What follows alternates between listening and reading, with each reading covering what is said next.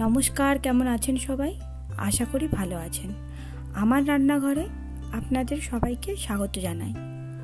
আজ আবারও একটা নতুন রেসিপি নিয়ে আপনাদের সামনে শেয়ার করতে চলে এলাম। আজ বানাবো পটলের খোসা বাটা। গরমকালে সবাই মোটামুটি পটল খেয়ে থাকি, কিন্তু পটলের খোসা বাটাটা আজকের আমি আপনাদের সামনে শেয়ার করব। চলুন এবার তাহলে রেসিপিটা দেখে নিই। এখানে দেখুন, আমি পটলের খোসাগুলোকে ভালো মতো ধুয়ে নিয়েছি, আর যেভাবে পটল ছিলেছি ওইভাবে পটলগুলোকে নিয়ে নিয়েছি, পটলের খোসাগুলোকে নিয়ে নিয়েছি। এবার একটা মিডিয়াম সাইজের পেঁয়াজকে ছোট ছোট করে কুচিয়ে নিয়েছি, আর পরিমাণ মতো কাঁচা লঙ্কা নিয়েছি। যাদের শিলপাটা আছে তারা অবশ্যই শিলপাটাতে বাটবেন। এই পটলের খোসা বাটাটা শিলপাটাতে যত বাটবেন তত কিন্তু টেস্ট ভালো হয়।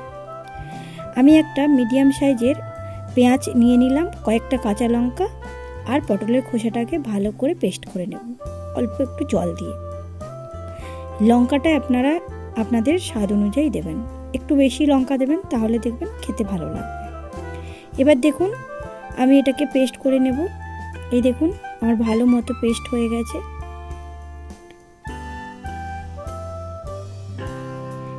এরপরে একটা খালি কড়া নিয়েছি, এর উপরে পরিমাণ মতো সরষের তেল দিয়ে দেব।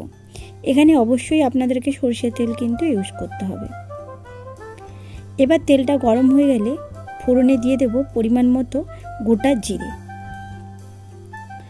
আর একটা শুকনো লঙ্কাকে ছোট ছোট করে কেটে নিয়েছি।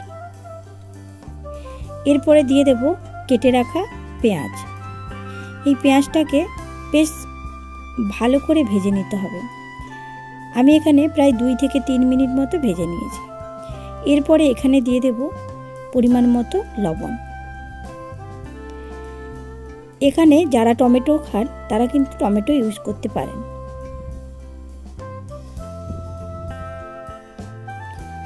এবার দেখুন এই পেঁয়াজটা 2 থেকে 3 মিনিট ভাজার পরে এই রকম কালার এসছে।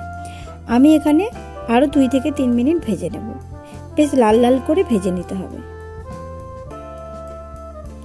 এরপরে এখানে আমি দিয়ে দেব ওই পেস্টটা, পটলের খোসা পেস্টটা।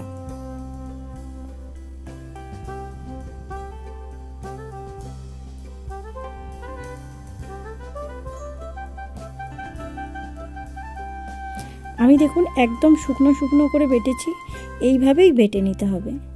তবে শিলে বাটলে কিন্তু টেস্টটা কিন্তু আরও ভালো হয়। এরপরে এখানে দিয়ে দেবো আমার মিক্সিটা ধুয়ে একটু জল দিয়ে দেব। এখানে কিন্তু আমি এক্সট্রাভাবে কোনো জল ইউজ করিনি।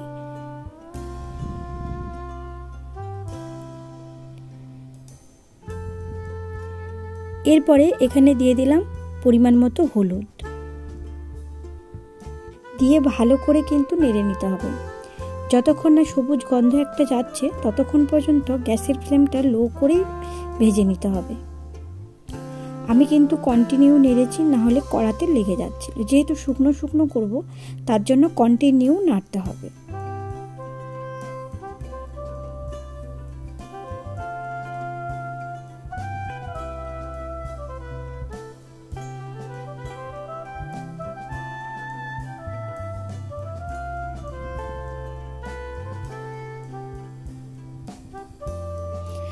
দেখুন এবার 5 থেকে 6 মিনিট নাড়ার পরে দেখুন কালারটা কিন্তু চেঞ্জ হয়ে গেছে। এখানে সবুজ গন্ধটা কিন্তু আর নেই। আমি তারপরেও 5-6 মিনিট ধরে নেড়ে নেব, একদম শুকনো শুকনো করে নেব।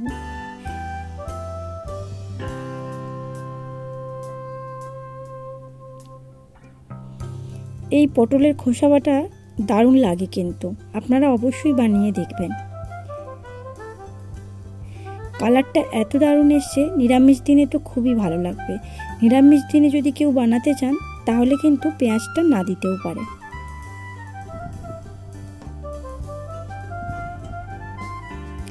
এটা দেখতে যতটা সুন্দর, খেতেও কিন্তু আরো সুন্দর।